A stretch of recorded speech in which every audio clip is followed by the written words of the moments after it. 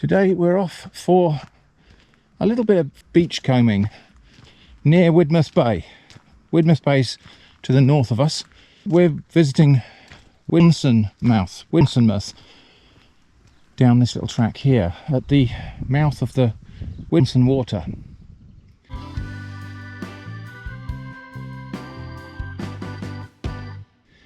It's a little private beach. It is permitted to collect fossils here. I'm just not sure we're actually going to find anything that's either portable enough to take or durable enough to take. But we'll have a look. The plan is just to have a nice hour or two on the beach this morning before the sun gets too blazing hot.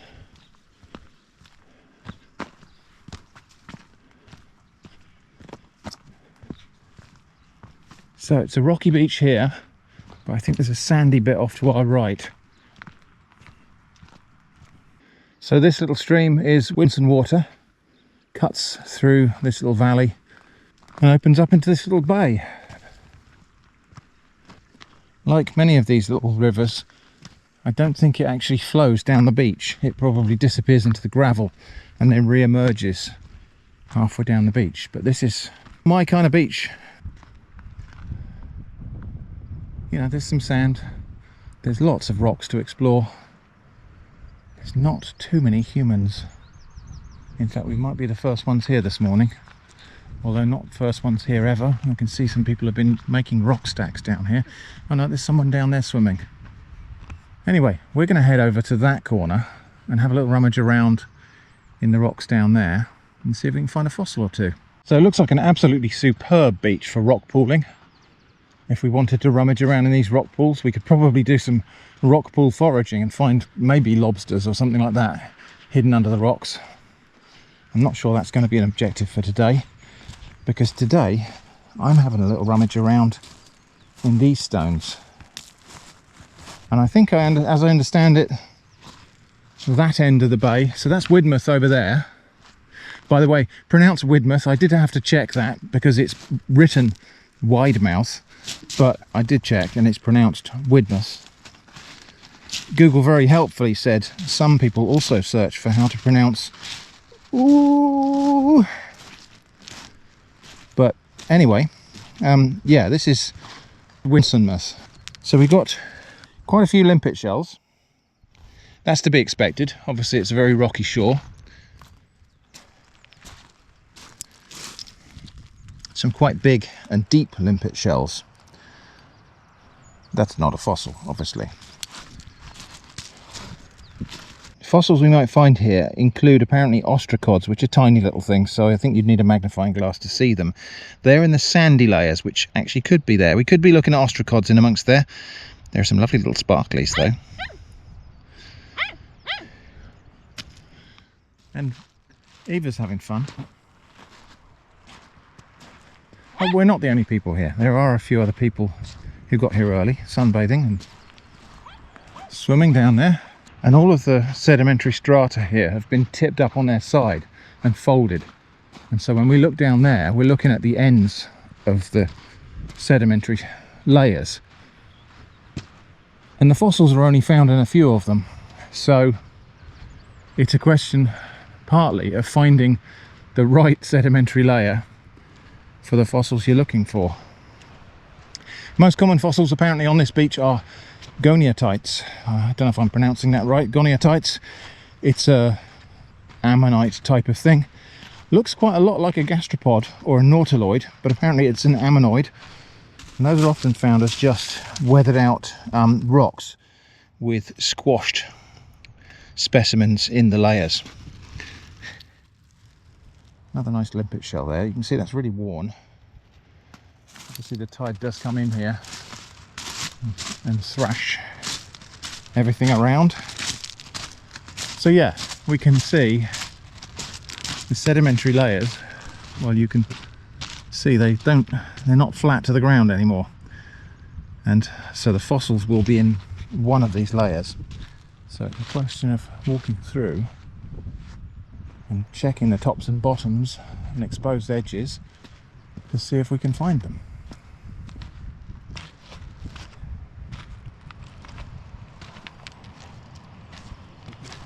There's definitely something here, but this could just be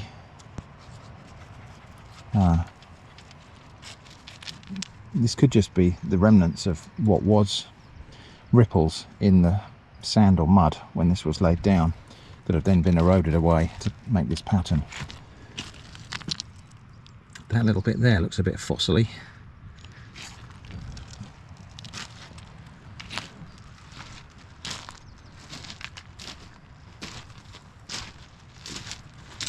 Rather fantastical formations though, look at that. And you can see how some of these layers must have been a lot softer than others and have worn away. This reminds me a lot of East Quantock's Head. Further up the coast in Somerset, where you've got, again, sedimentary layers. I don't know if it's part of the same formation as this, but sedimentary layers that have been warped and folded. And these are not just all laid down on their side, these have been folded up and down and up and down. So we're looking at a down bit here.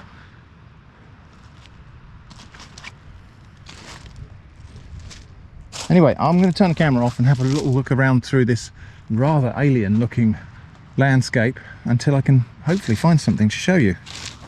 Not a fossil, but really interesting patterns in the mud. So this, I think, is where this dried out and cracked and formed columns like those hexagonal patterns you see in dry mud, and then that's reset. It could also be that these cracks are from when it's been distorted and bent during geological processes that, you know, weathered it and reformed it. But really interesting patterns in the rock. It doesn't look natural, does it? It looks kind of artificial, but it is natural. So I haven't seen any fossils yet. Apparently you do find them in this sandy stuff as well. So I'll have a look along the foreshore in front of this.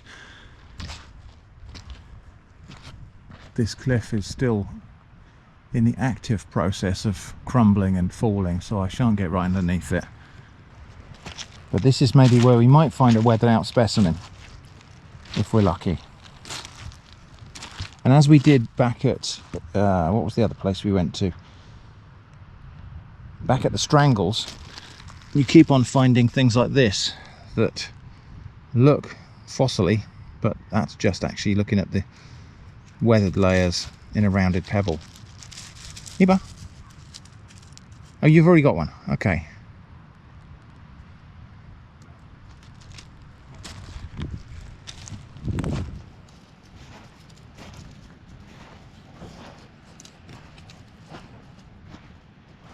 So this bit of rock here, which is aligned with that stratum up there, has got lots of iron concretions in it. So these bits here are concretions. Often iron concretions are associated with fossils, often ammonites and Jurassic. I think it's actually Carboniferous period fossils that we're most likely to find here though.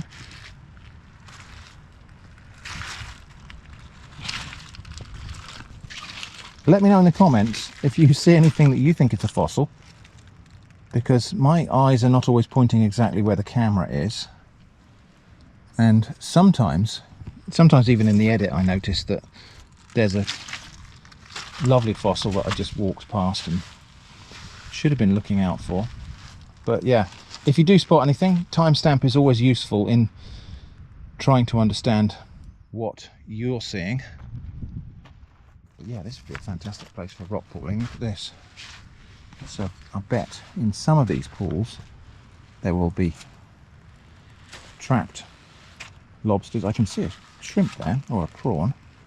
So there are some shore prawns.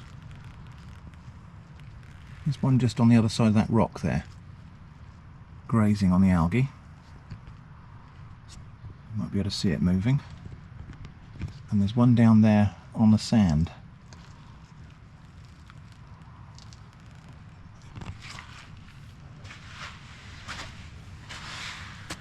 Oh, it's a bit sinky here. But yeah, these rock pools, I think if we were so disposed, we could rummage around and turn over rocks and things and maybe find edible crabs, lobsters, other forageable shellfish. But we're not here for that, we're here for fossils. Maybe. And we could pry some limpets off the rocks. I have eaten limpets before. I'm not sure I really want to again. They taste great, but it is like eating a pencil eraser. You just chew it until you've had enough chewing it and then swallow it whole. But they taste quite good. And there are lots of winkles. Winkles and top shells and things on the rocks here. And again, we could pick those and boil them and eat them. People used to. I've done it in the past. Again, they taste all right. There's not much to them. And again, a sandy stuff over here that's all broken up. We'll have a look in that as well. There were various descriptions of where's the best place to find fossils here, and there were all sorts of words like abundant in those descriptions, but that may have been written a while back, and I'm not sure whether these things are over collected or I could just be looking in the wrong place. This beach is apparently privately owned, so it is permitted to collect loose fossils here, and it is permitted to split open the loose rocks here, but it is forbidden to hammer in the cliff faces. It's probably just not a very good idea to do that anyway, but it's also forbidden.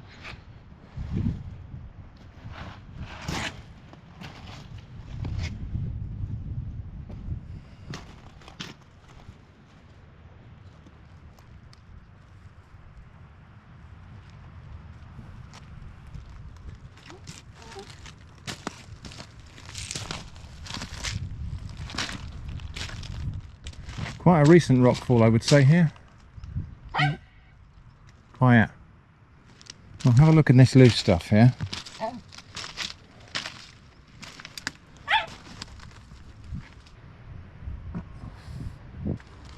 So we can certainly look in the bits that nature has broken up for us to see if there's anything interesting that's tumbled out of that. I'm not seeing very much.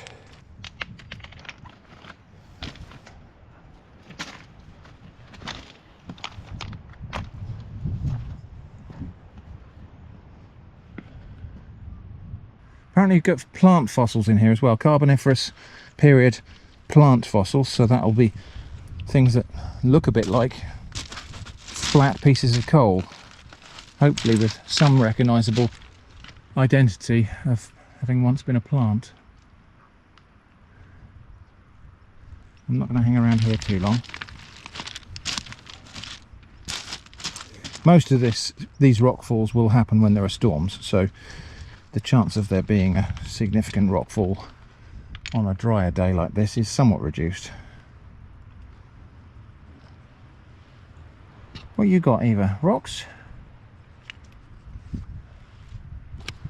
Okay, well I'm going to get down onto this sandy bit down here because we might find there's something weathered out on the foreshore.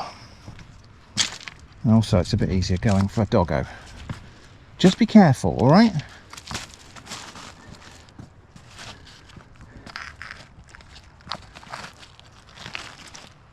So as we saw at Quantock's Head, which is up that way up in Somerset, these rocks often break into sort of geometric rectilinear blocks. So bedding planes in this rock are going parallel to the flat top of this rock here, but as it's been bent and twisted and deformed by geologic processes that all folded this terrain up into this jumbly shape, those layers have been snapped, and it causes these stones to come apart into blocks, quite cubical blocks sometimes.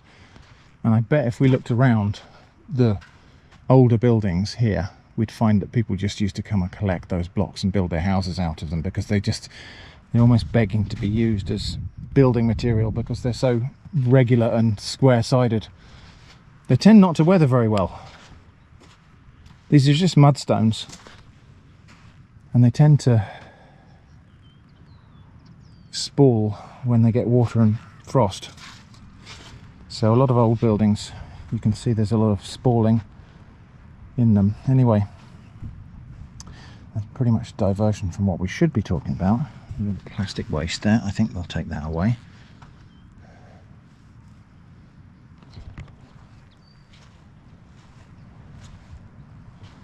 What we're supposed to be doing is looking for weathered out fossils, but I ain't finding any at the moment, so maybe it's not that kind of a day. But it's very lovely here on the beach. So neither of us have found anything remotely fossily, so I'm not sure if we're looking in the right place, or maybe the fossils are rarer or harder to spot than we thought. So I think we'll probably have a wander along the rest of the beach here and maybe come back on the coast path up on the top of the cliff.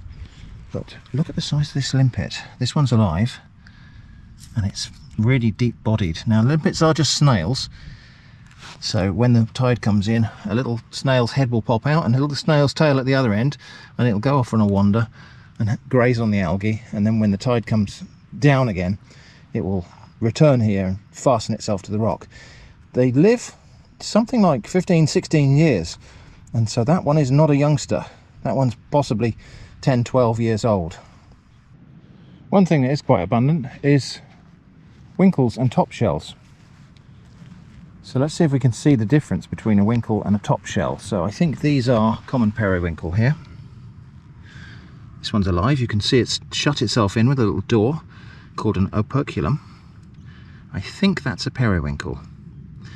Top shells are more conical, more smoothly conical than that. So let's see if we can find a top shell.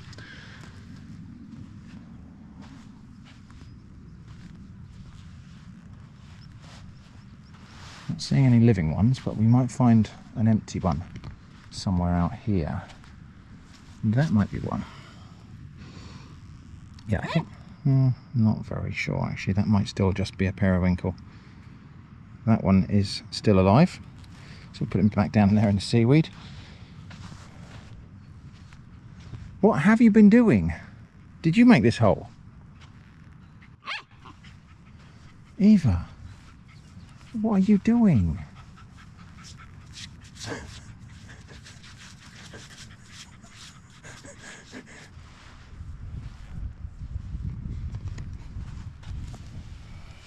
It's quite a large winkle.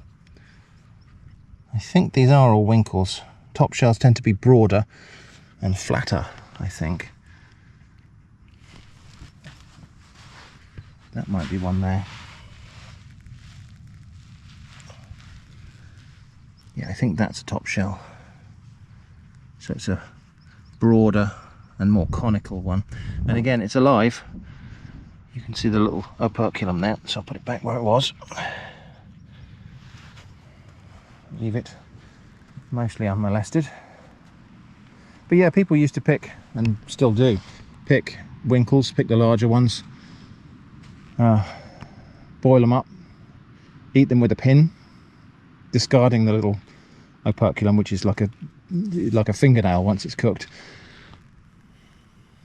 Anyway, we're going to continue looking for fossils. Here's a rock with an interesting texture on it, which caught my eye. It's got these almost like tiger stripes on there. I don't think that's a fossil though. I think that is just natural patterning. I don't know, it could be, like I say, there are carboniferous plant fossils here, so that could be some sort of bit of fossilized plant material or something.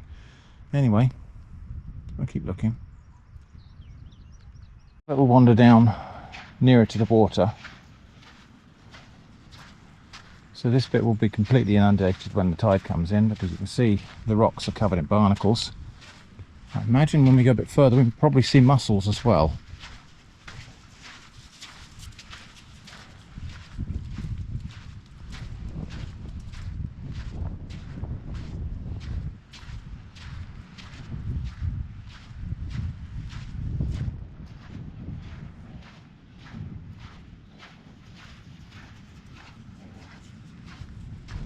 I'm not quite sure what that white incrustation is on this rock here.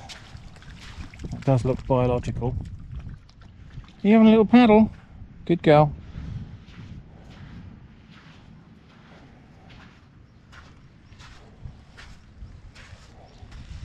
Is that just a rock? That looks very out of place and quite biological. There's a common sea anemone there.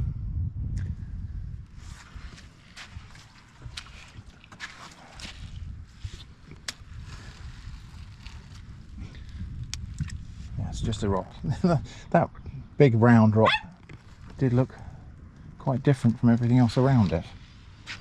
Right, I need to be careful across here because there's flowing water, which might mean quicksand. I think the sand here is a little bit too sharp to form quicksand. What have you got to say? Do you want a rock to play with?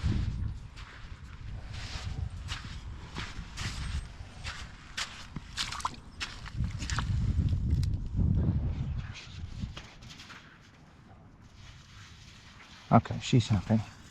So as we get down further, we're seeing more different things. So there is a rock. A lot of these rocks are covered with these splotches of green, which I assume to be some sort of algae type of thing. There is a really interesting tube worm. I think these are sandcastle worms here, making these structures around the rocks in my shadow there. In fact, you can see them throughout the worm. Yeah, as we go down further, there's more of those. So that's something called a sandcastle worm, some sort of social worm type thing. I haven't yet come across any mussels, which is a surprise, but it might just be a little bit too rough on this coast for them.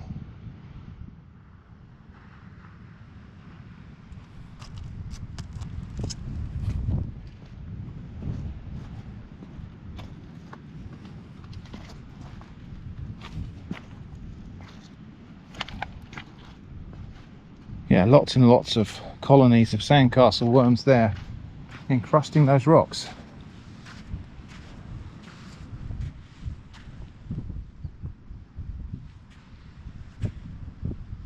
And we're not far away from the water now. As I say, I always come here on the falling tide. Always come to the beach on the falling tide when it's a beach like this. This would not be a quick retreat if we had to suddenly retreat as the water comes in. My goodness, the limpets down here are magnificent. Look at the size of these things.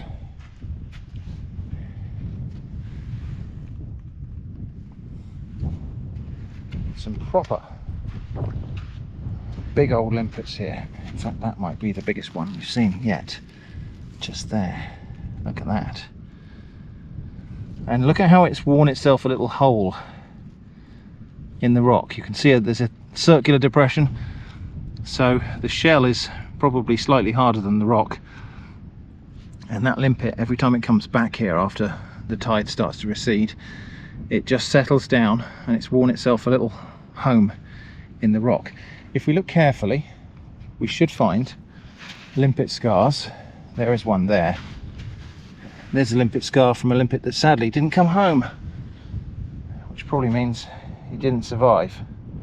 But yeah, if we look in this soft rock, we will find limpet scars. This is interesting. So this is definitely, this circular feature here is a limpet scar, but there's a tiny limpet in the middle of it. So the older limpet has died and fallen away, and the younger limpet has taken up residence in the same location.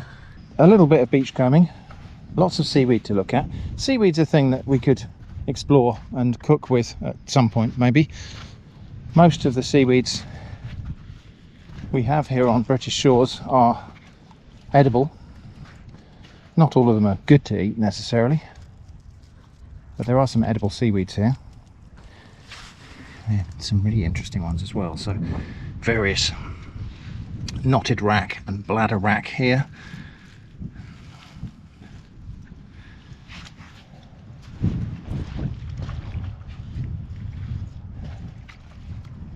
This light green stuff I think is floating gutweed, which is actually really good. It's, what are you doing? Yeah, this pale green stuff, floating gutweed, is actually quite good. You can fry it and it goes really crispy, and it's great as a garnish with Chinese food actually. So the crispy seaweed you get at the Chinese takeaway is usually kale or cabbage or something. but you can make proper crispy seaweed by frying up this stuff, and it is good. And rather than going back the way we came, which is back that way, we'll go off this end. It gives us a chance to have a look in various deposits underneath cliffs along there. I mean, maybe still lucky and find a fossil. Don't hold your breath. And I think we might return along the cliff path, along the coast path on top of the cliffs. This is really interesting. This is something I've not really noticed before. These are lichens. So these dark patches here, even though these are in amongst barnacles, so this is a marine lichen. Lichens are a mixture of fungi and algae that collaborate and often can't survive separately from one another. But I'm fairly sure that's not just an alga, that's a lichen. I don't think I was completely aware that there are lichens that live in the intertidal zone. So back up at the top of the beach now, underneath the cliffs, and yeah, we'll continue looking for any possible evidence of fossils. There's something interesting in that rock over there, but I think it's just lots and lots of calcite infills.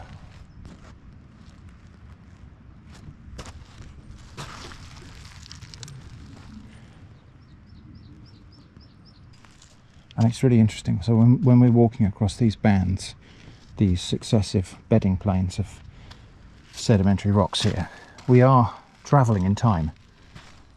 Every pace here is possibly multiple millions of years of time. A lot of surface patterning in this slab here. Let's go and have a look at that.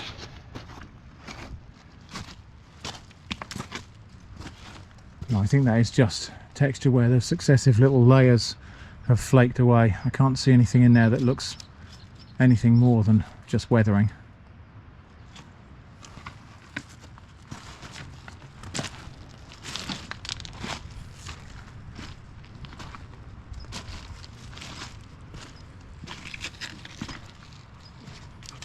So we did not succeed, or at least not so far, did not succeed in finding the Crackington Formation goniatites.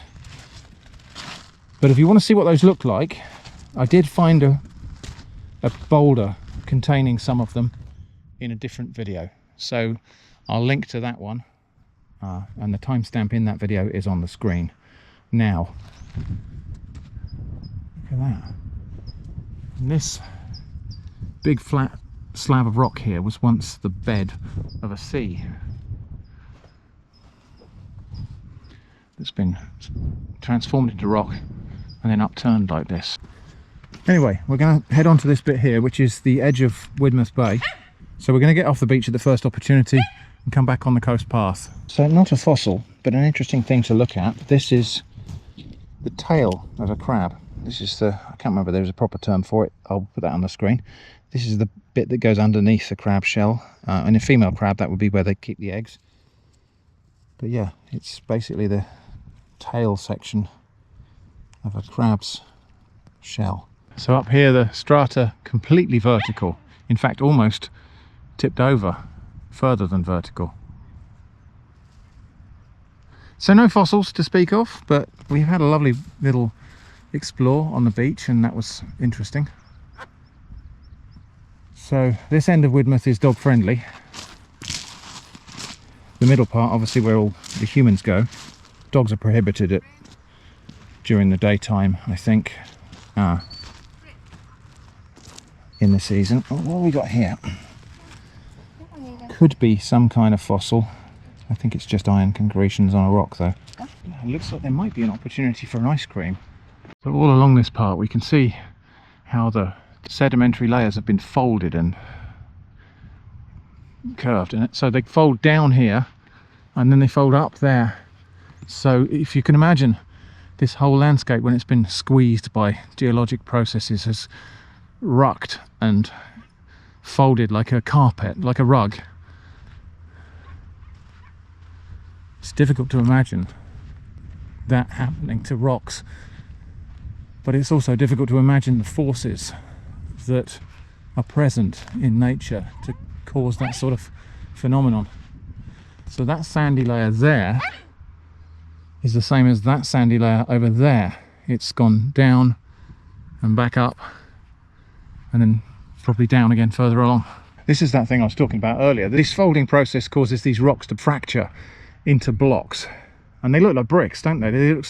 These look in many ways like a brick arch, but this is a completely natural formation, and you can see how these blocks, when they weather out, when they tumble down, that people would think, well, I can just use that to build a house. And certainly when we were at Quantock's Head, we found that some of the local houses were indeed made of those blocks. This is the thing I learned from the fish locker. Take 5. So when we visit a beach, either spend 5 minutes or try and pick up 5 pieces of plastic waste and put them in the bin.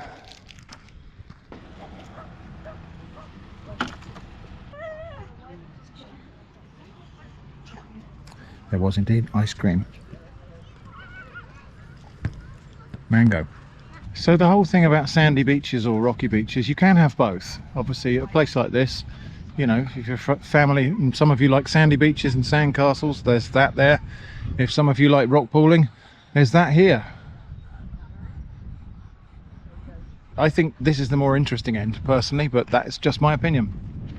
I'm going to head back now along the coast path, which starts off in these dunes, but will just take us over that headland there, round the corner back to where we started. Lots of birds zipping about. I think they're sand martins, so they'll be nesting in burrows in sandy cliff faces.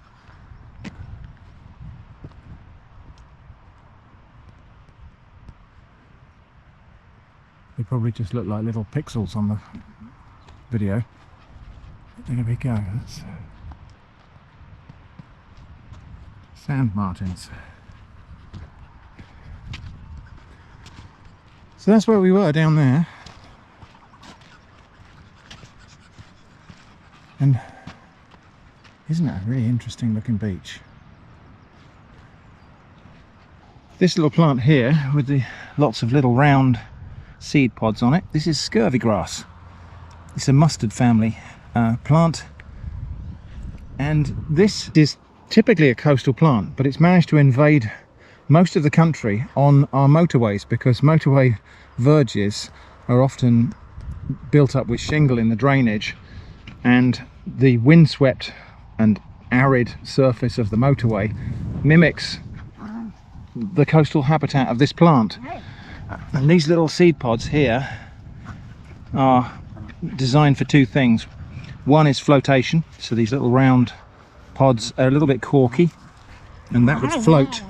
Eva, what are you playing at? That would float in the sea when it's ripe, but also it will roll very well. It's almost spherical, and so the wind would blow that around and blow it into a little crevice where it could put down roots and grow into a new plant. And another place where you get lots of wind and currents is motorways, and so scurvy grass has spread all along our motorway network, and it's very often you see it growing in the gutters and the gullies on the side of motorways.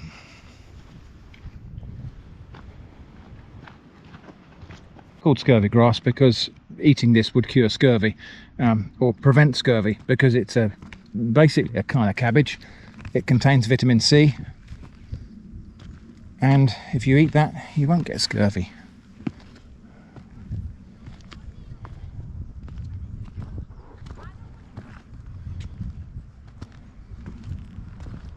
For the sake of science, I'm going to taste one of these little pods. I think they are quite tough, so I'm not expecting this to be delicious.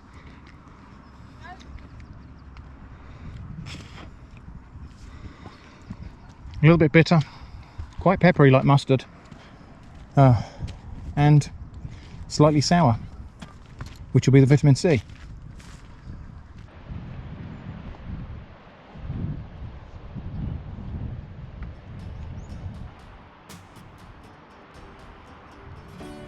So thanks for joining us on this coastal walk here at Widemouth Bay. I hope that's been interesting. Thanks for watching, and I hope to see you again soon.